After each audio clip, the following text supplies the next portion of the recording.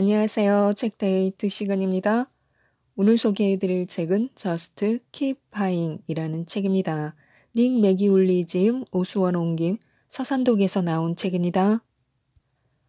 더 많은 돈을 모으고 싶다면 우리를 부자로 만들어줄 세 개의 단어 Just Keep Buying, 그냥 계속 살아를 기억하라고 하는데요. 이 책은 가장 확실하고 안전하게 경제적 자유를 얻는 방법을 알려주는 책으로 지속해서 투자를 해야 하는 이유와 그 실천적 방법 21가지를 제시하고 있습니다. 무엇부터 시작해야 할까? 얼마나 저축하고 소비해야 할까? 저축과 투자의 비율은 어떠해야 하는가?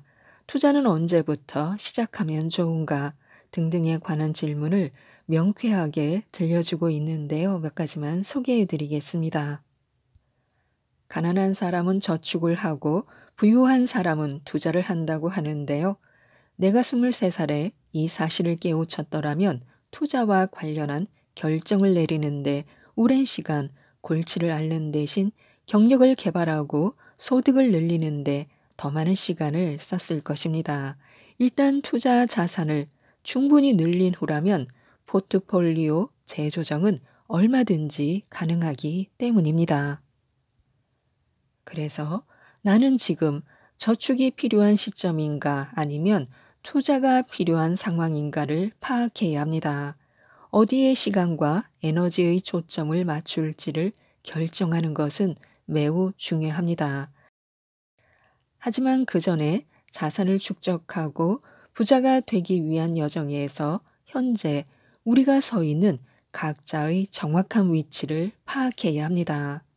자신의 예상 저축이 예상 투자 수익보다 크다면 저축에 집중하고 그렇지 않다면 투자에 집중하는 것이 좋습니다. 양쪽이 비슷하다면 둘 다에 집중하는 것이 좋습니다. 그럼 얼마만큼 저축하는 것이 좋을까요? 할 수 있는 만큼만 하는 것이 저축입니다. 돈을 모으는 것은 중요합니다. 상속 부자가 아닌 이상 어떤 부자든 돈을 모아 목돈을 만드는 것에서부터 모든 것이 시작됩니다. 하지만 혹시 그러한 저축의 굴레가 우리의 발목을 잡고 있지는 않은지 확인해 보는 것도 좋습니다. 미래에 대한 과도한 불안으로 저축률을 높이느라 저축과 투자에 대한 현명한 판단을 내리지 못하고 있는 것은 아닌지 살펴보는 것입니다. 스트레스를 쉽게 보지 말아야 하는데요. 재테크를 함에 있어 스트레스를 관리하는 것은 우리의 생각 이상으로 중요합니다. 따라서 그러한 중압감을 줄이기 위해서는 할 수 있는 만큼만 저축하는 것입니다. 그때그때의 상황에 맞추어 무리하지 않는 것이 길고 긴 투자의 여정에서 오래 살아남는 길입니다. 또한 더 많은 돈을 모으고 싶다면 지출을 줄이는 것이 아니라 소득을 늘리는 것에 집중해야 합니다. 우리의 최종 목적은 직접 소유가 되어야 합니다. 즉, 오너십, 즉 어떤 사업이나 자산을 소유하는 것이 되어야 합니다. 그러니 우리는 추가 소득을 이용해 수익 창출 자산을 계속 사들여야 합니다. 자기 회사를 차려 투자하든 다른 회사에 투자하든 장기적으로 부를 축적하려면 인적 자본을 금융 자산으로 전환해야만 합니다. 그러기 위해서는 먼저 오너십을 가져야 합니다. 저축을 늘리고 싶다면 소득에 집중해야 합니다. 지출을 줄이는 데는 한계가 있지만 소득을 늘리는 데는 한계가 없기 때문입니다. 그러니 오늘 당장 소득을 늘리기 위한 작은 방법부터 찾아보시기 바랍니다. 지출에 관한 결정을 내릴 때 유용한 2가지 방법이 있습니다. 꼭 저 차를 사야 할까? 저 정도 비싼 옷은 괜찮지 않을까? 매일 라떼 한 잔 정도는 안 될까? 돈이 중요한 건 사실입니다. 하지만 가격표를 볼 때마다 머릿속에 경보가 울려선 안 됩니다. 충분한 돈이 있을 때조차 무언가를 살 만한 여력이 되는지 스스로 따져본 적이 있다면 돈을 어떻게 쓸 것인가에 관한 생각의 프레임을 되돌아봐야 합니다. 중요한 것은 어떤 우려나 불안 없이 스스로 재정적인 결정을 하는 것입니다. 지출에 관한 결정을 할 때 두 배의 규칙을 따르라고 하는데요. 두 배의 규칙은 간단합니다. 어떤 고가의 물건을 사들이는데 돈을 쓰고 싶을 때마다 같은 금액을 수익 창출 자산에 투자하는 것입니다. 예를 들어 400달러짜리 신상 구두를 사고 싶다면 그만큼의 돈을 투자하면 됩니다. 이런 규칙은 어떤 물건을 자신이 얼마나 진심으로 원하는지 다시 생각해보는 계기를 제공합니다. 400달러를 투자하고 싶지 않다면 아마도 그 신상 구두를 꼭 사지 않아도 된다는 쪽으로 마음이 변할 것입니다. 비싼 물건을 살 때마다 같은 금액을 수익 창출 자산에 투자하게 되므로 자신이 과소비를 하는 것은 아닌지 걱정하지 않아도 됩니다. 죄책감 없이 돈을 쓰기 위한 두 번째 충고는 장기적인 성취감을 최대화하는 데 초점을 맞추라는 것입니다. 경험을 산다, 이따금 자신에게 한턱 낸다, 여분의 시간을 산다, 선불로 낸다, 이를테면 숙박이나 식사, 교통 등 모든 일정을 포함하는 휴가를 말합니다. 다른 사람에게 쓴다. 사실 이 항목들은 일반적으로 돈을 더 많이 쓸수록 행복을 더 많이 느낄 수 있는 것들입니다. 하지만 이런 훌륭한 조언도 만병통치약은 아닙니다. 아무리 최고의 경험을 사고 여분의 시간을 갖더라도 성취감을 느끼지 못할 수도 있습니다. 그렇다면 더 많은 성취감을 줄 수 있는 것은 무엇일까요? 자율성, 숙련, 목적, 이 세 가지는 돈을 쓰는 방법을 결정하는 데도 유용합니다. 예를 들어 매일 카페라떼 한 잔을 마시는 것은 불필요한 소비로 보일 수 있습니다. 하지만 카페라떼를 마심으로써 업무에 더욱 몰입할 수 있다면 이야기가 다릅니다.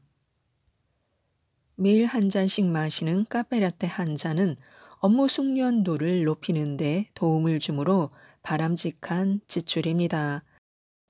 자율성을 높여주거나 삶의 목적을 갖도록 해주는 지출 역시 같은 맥락에서 정당화할 수 있습니다. 궁극적으로 우리 각자의 돈은 자신이 원하는 삶을 살아가기 위한 도구로 이용해야 합니다. 이것이 가장 중요합니다. 어디에 얼마의 돈을 쓰는가 하는 지출의 문제보다 더 중요한 것은 자기 삶에서 진정으로 원하는 것이 무엇인지를 아는 것입니다. 그리고 소득 증가분이 있다면 여기에서 최소 50%는 저축하는 것입니다. 소득이 늘어나면 지출도 늘어나게 마련인데요. 벼르고 벼르던 자동차를 바꾸기도 하고 가족의 옷을 좀 더 고가 브랜드로 바꾸기도 합니다. 힘들게 일하고서도 그 성과를 즐길 수 없다면 열심히 일해야 할 이유가 없습니다. 하지만 미래에 대한 준비를 놓을 수는 없습니다. 현재의 삶의 수준을 앞으로도 계속 유지하고 싶다면 소득 증가분의 최소 50%는 저축해야 합니다. 이것은 거의 모든 상황에 놓인 거의 모든 사람들에게 두루 적용 가능한 조언입니다. 인적 자본을 금융 자산으로 전환하는 투자를 하라고 하는데요. 안타깝지만 사람은 영원히 일할 수 없습니다. 노동소득을 죽을 때까지 취할 수는 없는 법입니다. 그러니 너무 늦기 전에 인적 자본을 금융 자산으로 대체해야 합니다. 우리가 일하지 않을 때도 우리의 통장에 돈을 불려줄 금융 자산을 마련하는 것입니다. 투자의 동기 중 이보다 강력한 동기는 없습니다. 스스로 주인이 되는 오너십 개념의 수익 창출 자산을 준비하라고 하는데요. 자신에게 맞는 투자법을 찾아야 합니다.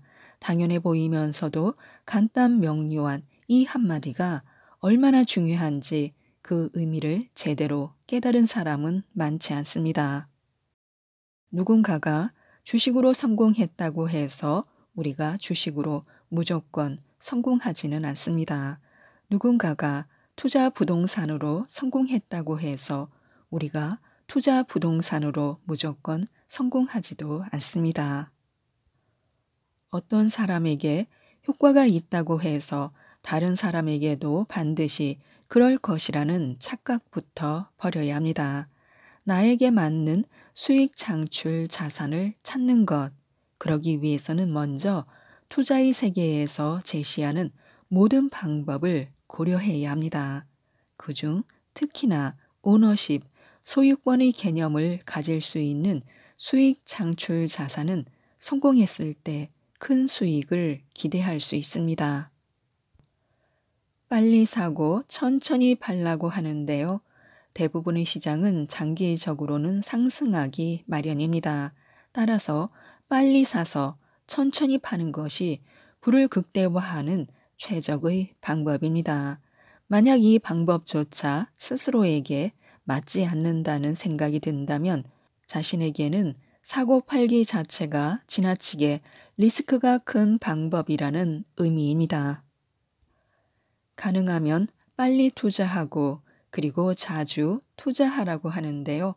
현금을 저축하면서 때를 보아 적기에 시장에 들어가겠다는 생각을 아직도 하고 있는지, 그렇다면 제발 생각을 바꾸길 바랍니다. 신조차도 평균 단가, 분할 매입 없이 투자보다 더 나은 수익을 올릴 수는 없습니다. 투자는 어떤 패를 손에 쥐느냐가 아니라 그 패로 어떤 게임을 하느냐의 문제라고 하는데요. 투자에서 운이 중요하다는 말은 사실입니다.